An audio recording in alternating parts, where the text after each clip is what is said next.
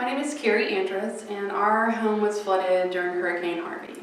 So for the night before Hurricane Harvey, I had sent my family away. We have a special needs daughter, and we were worried that because the storm was supposed to be bad, that we might lose electricity, and we have to keep her cool. So my husband took our kids, and they drove toward safety, and I was supposed to meet them on Sunday. Little did we know that the storm was going to be worse than we thought, and it was going to come faster than we thought. And so on Saturday night, I was at home alone, and the rain started at about 9 o'clock. By 11 o'clock, I was laying in bed, and I remember hearing a strange sound, and when I got up to check, the water was already in our house. I began to try to put things as high up as I could and unplug electronics and just try to prepare our house. Finally came to a point during the night that God's plan was so much better than mine, and I was thankful that my kids weren't there, and I was thankful for even the safety. It sounded like our neighborhood was getting hit pretty hard, just from what I was understanding on the weather and on Facebook and kind of monitoring that. And so when the sun finally came out, looked outside my window, and the water was everywhere. The street looked like it was probably about chest high. There were some people trying to wade through it, and I decided it was time to go. I shut the door behind me, and I thought, well, this is it. Whatever I have in my backpack is the only things that I have, and I'm going to move forward. And I looked around, and I knew that Wedgwood had opened an elementary school right across the street from us as a shelter. So I decided to go that way, and I went into Wedgwood. It was about 8:30 on Sunday morning, and there were, 3 dozen people there already, and there wasn't anything really to do, and I was exhausted and probably a little bit shocked, and decided to open up a room with some games and things. I had talked with a counselor at the school, and she suggested that we could do that. And later on that day, a family from our church came and picked me up from the shelter. They gave me a place to shower, gave me something to eat, let me sleep, and they just took care of me there at their house.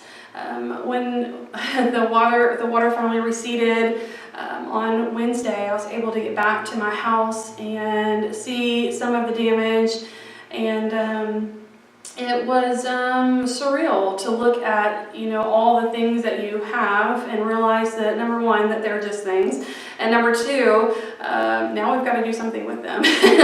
The mold had really already begun to take over, and even things that didn't get wet were already ruined, and so there were a lot of things that we just had to assess very quickly and take them out of the house. And it was a process like none other. To cleanse all of the things out of your home was kind of crazy, and to see it piled up on the street. I remember my kids going out to look at the trash pile for the first time, and to see their things laid out beside the street. So they stood there that day, and finally they turned and looked at me, and they're like, well, it was just stuff.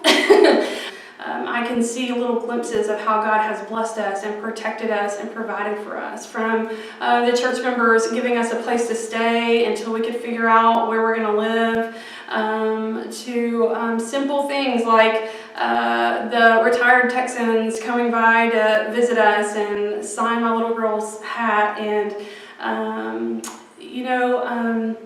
it's crazy to think how people can come together after a disaster, and it's even stranger still to receive that help and to actually need that help. It's really impressive, actually, to see how God can mobilize people from all around the world. And we were able to find a new home, and in that process, even that was a sweet, sweet moment, because there are so many people that help us get to this place, and all the things in our new house have been provided in a way that is just a sweet, sweet gift.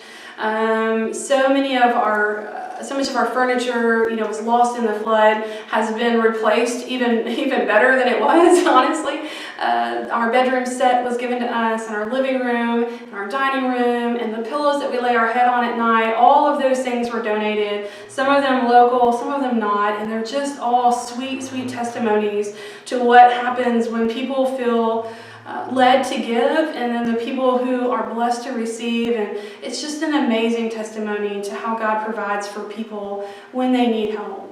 And so I guess what I would like for families like mine or families like yours to know is that God's plan is always perfect. And sometimes when you're standing in the middle of a disaster, in the middle of a mess, you can't imagine how God can be glorified. But I know without a doubt that if Hurricane Harvey hadn't come through, that there are lots of people, including my own family, that would have missed an opportunity to see how God can be exalted and even praised in the midst of a storm, because I know that He has a plan for our life, and all of the things that we hauled out to the curb, those were all just things, and they don't matter because our God is so much bigger and He stands ready to bless in amazing ways.